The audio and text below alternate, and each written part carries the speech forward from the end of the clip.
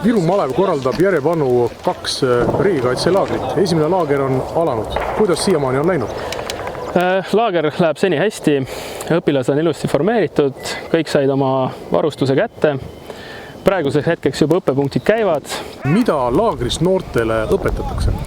Laagris on erinevad õppepunktid, milleks on näiteks esmaabi, liikumisviisid, maskeerimine, orienteerumine maastikul, toitlustamine välitingimustes, kodanikukaitse, sideõpe, ööbimine välitingimustes koos tule tegemisega ja laskmine.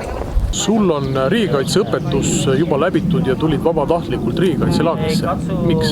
Tundus mulle väga huvitav, tahtsin endale uut metsakogemust, tahtsin saada vabas õhus magada ja huvitavat grupikogemust oma klassiga. Sul on esimene õpituba juba selja taga. Mida sa siit kasulikku enda jaoks õppisid? Me õppisime tamponeerimist, skuti peale panemist ja sidumist Iisraeli siduga.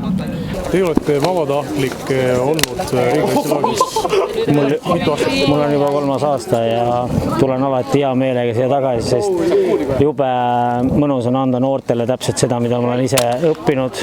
Meie, kes me oleme instruktorid, siin on samad inimesed olnud eelmine aasta, üle-eelmine aasta ja ma usun, et on järgmine aasta ja ülejärgmine aasta, sest me tuleme siia ainult hea meelega tagasi. Nähes neid rõõmsaid nägusid.